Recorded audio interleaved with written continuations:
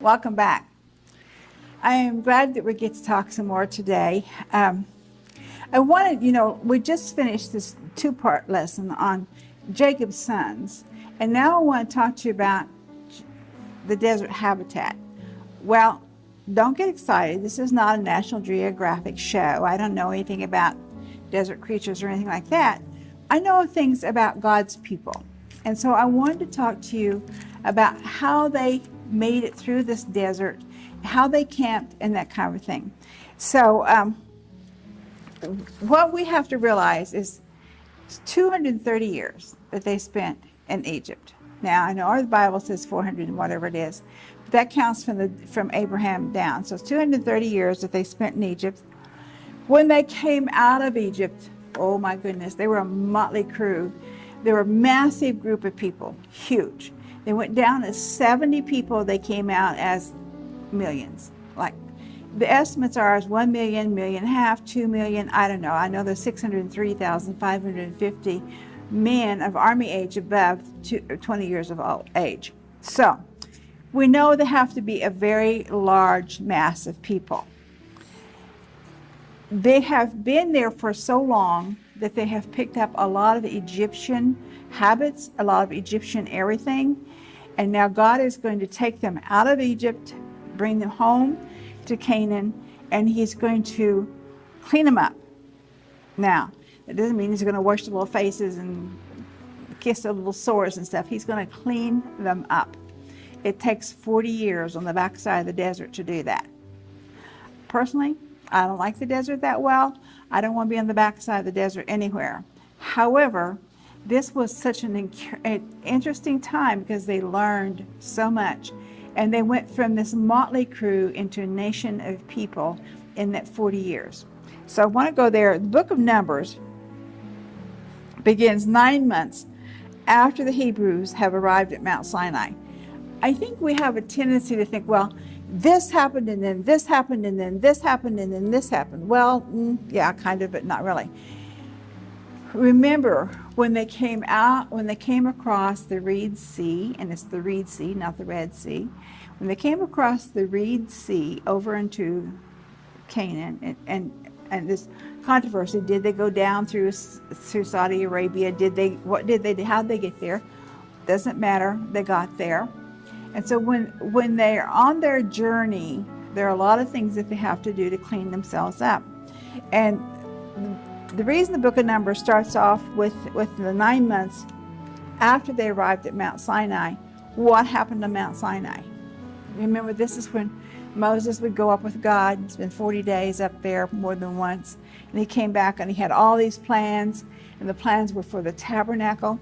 And God was very specific about this tabernacle thing.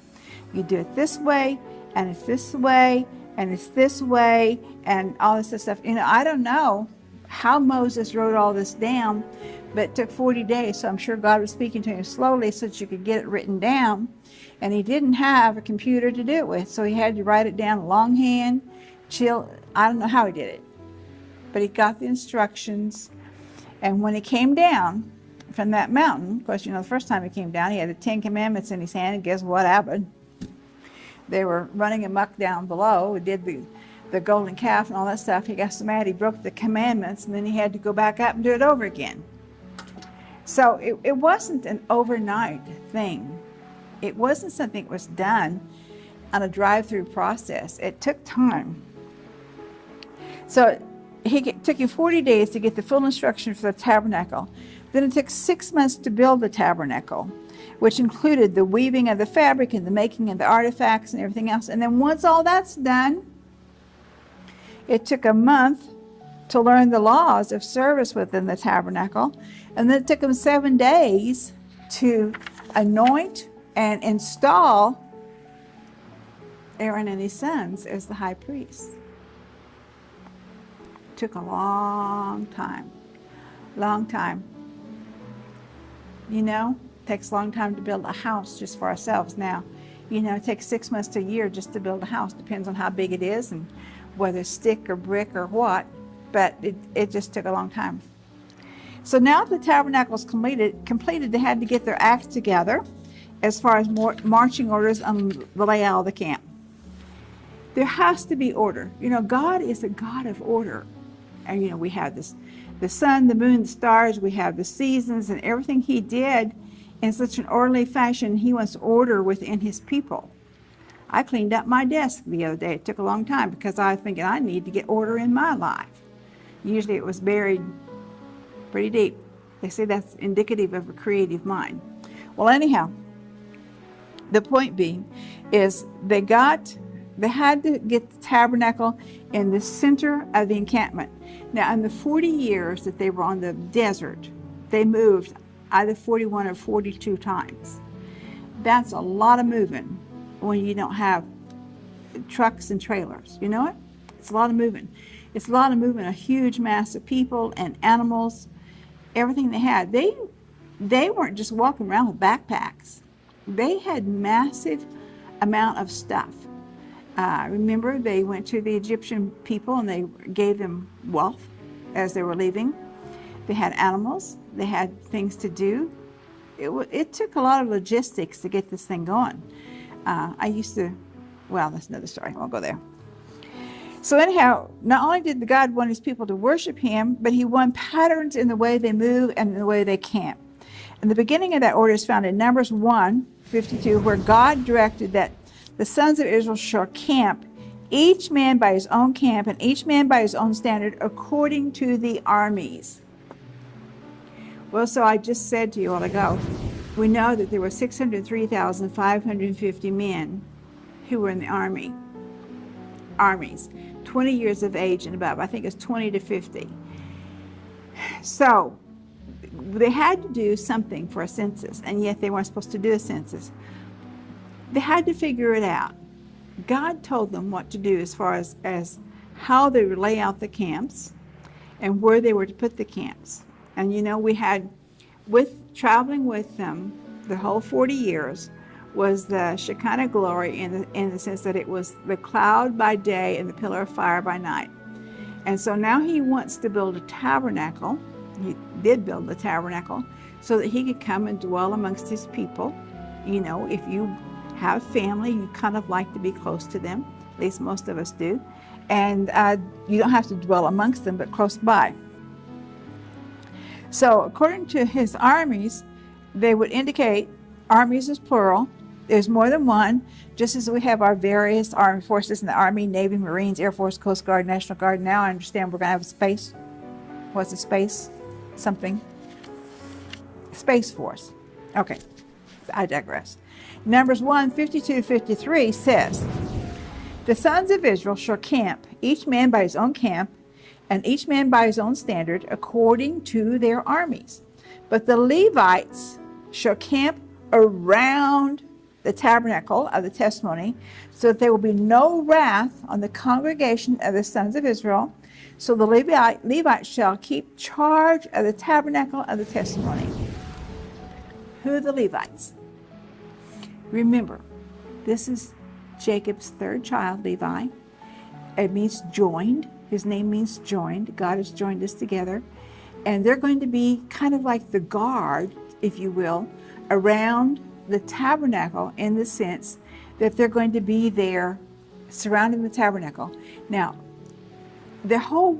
everything that the Levites were supposed to do was to be caregivers for the tabernacle. So what we see them doing is, this is the first thing. So in the middle of the camp, if you get a piece of paper out, in the middle of the paper, well, over here in the corner, draw north, south, east, and west. Then in the middle of the paper, put the tabernacle, a rectangle, always faces east. Always. All right. Now, God's specific in this. He wants the Levites around that. Then he wants all the camps. Look at the standard of the tribes. Each tribe has its own standard. The definition of a standard would be an ensign or a design. We all know that each of our branches of the military have their own military flag, their own military design. So a standard would be the design of the flag. Now, there are places where you can go and look at these drawings of what we believe were the designs for each of the tribes, their standard and their ensign. Now, all this is open to your own interpretation, the color and the design, because there are no libraries anywhere with books in it that says this is it. Moses wrote this down. This camp had tents. This camp had does. This camp had what? Levi had, or Dan had weights because they were the judge. You don't see any of that anywhere because it just didn't happen. There were no cameras or anything at the time. So we have to go back and put together the best we can. I did a search on this years ago, years and years and years ago. And it was extensive, and it took a lot of prayer. And this is when the Lord was first teaching me about the 12 tribes. And I didn't know, I felt like the color of each tribe was very, very important, but I didn't really understand why. And so I went back to the Bible and I looked at the stones that were listed for each tribe. Okay. And I would write down the tribe and then the stone, and then I began researching. Well, I had a leg up on most people because my late husband had at one time been a jeweler, and he had taken the classes on gems, and so I had all these books at my resources on gems, and so I could look up these names of the gems, like a sardis. Well, who knows what a sardis was, but I was able to look it up and find it, and so I began finding what I believe was the right color for that tribe. We have pictures, drawings, recreations, all this stuff of the breastplate of the high priest. That's very, very important because the breastplate had the stones for the 12 tribes. Each tribe had its stone in there, and within the stone was engraved with the tribe's name. Remember that? And then on epaulets were the one epaulet on each shoulder, the epaulets like this. There were onyx, and in the onyx were the names of the tribes, 6 on each side. So God really wanted us to know this, that it was important. But it takes a lot of time to dig this stuff out. So anyhow, when I began digging this out and began studying it, I saw this pattern. So I'm going to share this pattern with you now. This is my thoughts on the pattern. You will find at least 20 different theories, probably more. But if you want to look at my theory, here's what I have. So you have Reuben, firstborn. His stone is a ruby. The color is red. It's a clear red. Simeon, his stone is a topaz, and the color is a yellow gold. Levi, a garnet, which is blood red, dark red. I have a lot of Levi garnet stones. Judah is an emerald. It's green. Dan is a sapphire. It's blue, darker blue. Naphtali is a diamond. It's clear and sparkly. And let's see. Issachar is purple. It's an amethyst. Zebulun is aquamarine, aqua. Joseph is an onyx, which is black. And Benjamin is a peridot, which is light green. Okay, that's a lot of colors that I've just rattled off to you.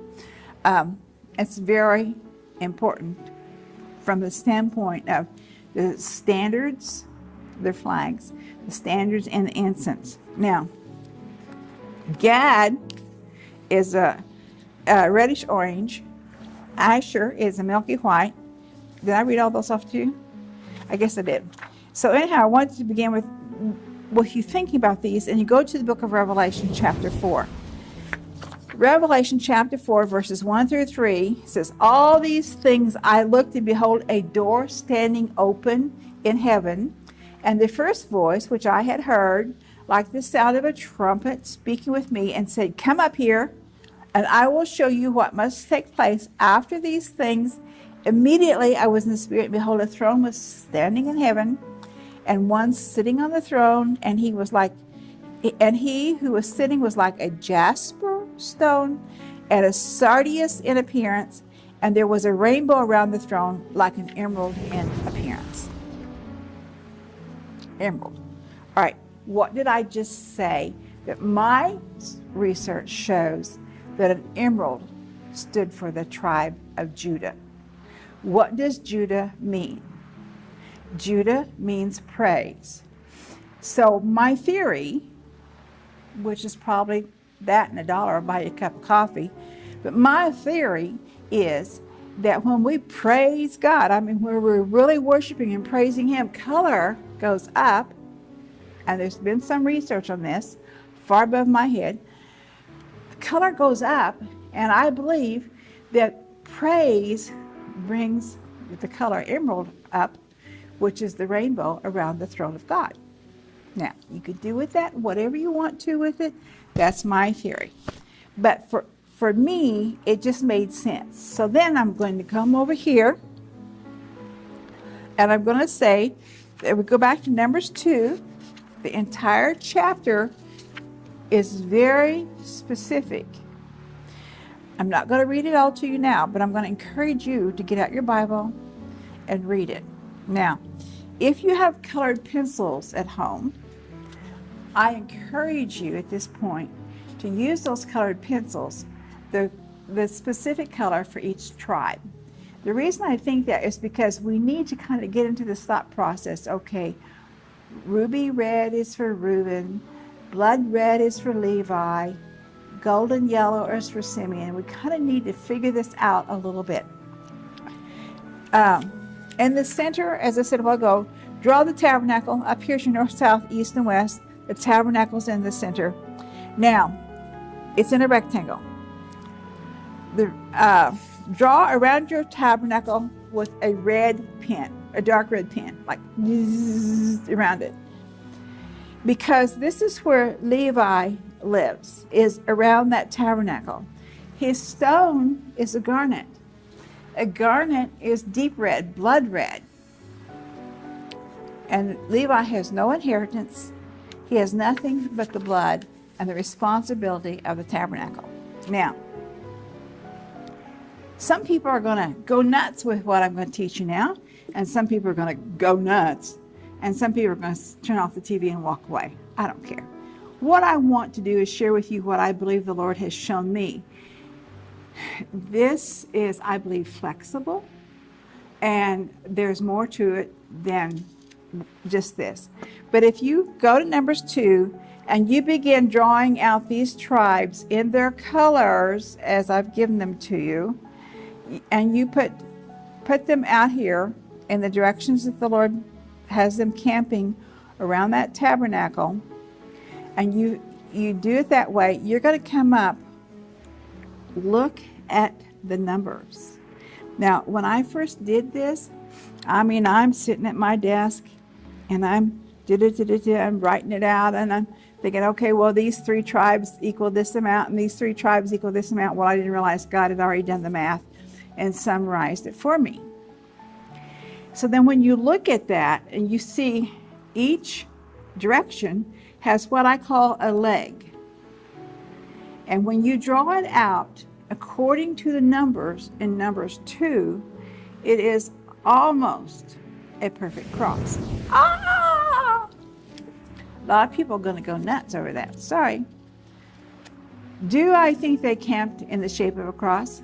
Sometimes. Sometimes I think they did. If you've been to Israel, if you've been in the Negev, the southern part of the Negev, it's not sandy like the Sahara Desert like we see in the pictures. It is very, very rugged. It's like the Dakota Badlands. It is not like Kansas. God did not iron it. It's not flat. It's very, very rugged. And so you have wadis and you have mountains and you have very rugged land. So here you have this massive group of people. And as I said, it's not flat. So how are they going to camp out? They're going to camp out according to the directions that God gave them. But they're going to camp out in order, means that by their tribes and by their standards. And it also means that there's times that they're going to be out and across. Doesn't have to be, it can be like that. Times they'll be across because of the terrain. What if you have a mountain here and a mountain here, and mountains here? Somehow they have to fit in the middle, and you have almost 2 million people. You got to have an area bigger than a football field. So somehow this has to happen. Sometimes I believe they camped out in the rectangle, and most of the time the pictures that we see, the artwork coming out of Israel, the encampment is in a rectangle. So you have the rectangular tabernacle, and then you have them camping around it in a rectangle. Well, so one of the theories was, well, they all were equal distance from the tabernacle. Really? Now, if you're over here on the southwest quarter, you're not an equal distance from the tabernacle as Judah is facing it. So there has to be some levity here. There has to be some leeway of flexibility and changing. So sometimes they camped out in different forms, I believe, but that was the general layout, either in the form of a cross or in the form of a rectangle. You know, I know somebody's going to go crazy with this. Sorry about that. Just deal with it. Okay, so now why do I care about this Judah thing? When I was talking to you the last teaching on the Jacob's sons, it was Judah who was appealing their case before Joseph, who had the power and the authority as though he were God. He had that power and the authority over their lives, remember? All right, so now when we have Judah sitting directly in front of the tabernacle, and the tabernacle is surrounded by Levi, but in order to access the tabernacle, you have to go through Judah to go into the tabernacle. Only Levi goes in to the Holy of Holies, high priest. But to go into the tabernacle, you have to go in praise. You have to go in through praise. That is the lesson I want us to learn from this. We have to go into the presence of God through praise. Now, I'm going to go off the mat here, which is not that unusual for me. But years ago, I was going to a small church in Oklahoma City. It was a new church just starting out. And it was people like-minded who were Christian Zionists who loved Israel, who loved the Jewish people. And we had magnificent praise and worship.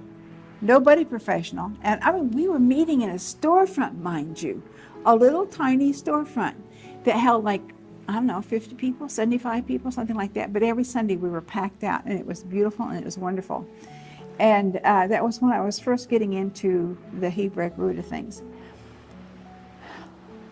Our praise and worship in there was so pure. Pure being the key word here. So pure that I really felt like twice we entered into the heavenlies. We entered into the presence. Now, when that happens, it's going to have a little war on your hands, and we had a war.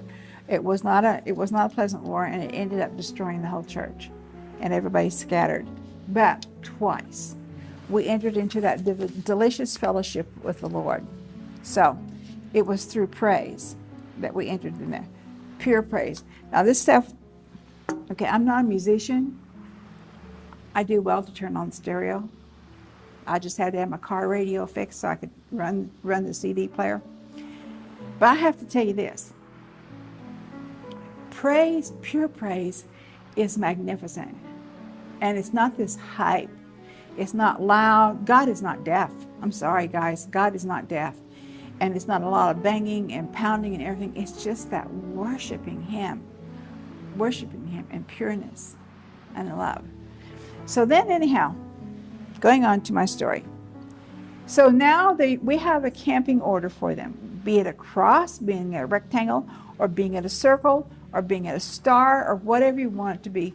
Numbers 2 lays that out real clearly. So I'm telling you to go to get your Bible and look at Numbers 2 with pencil and paper in your hand and draw it out. Okay, now Numbers 10 describes the marching order as they set out. There had to be a rule. It was, you know, we just stand back and we look at our freeways. You know, sometimes you get this helicopter flying overhead and you see the freeways and everybody's trying to get onto 4 lanes at one time. Several years ago, I was in California. I was working, had a rental car, I was driving it, and I thought, oh my gosh, what is this? The most incredible thing I'd ever seen. Brilliant.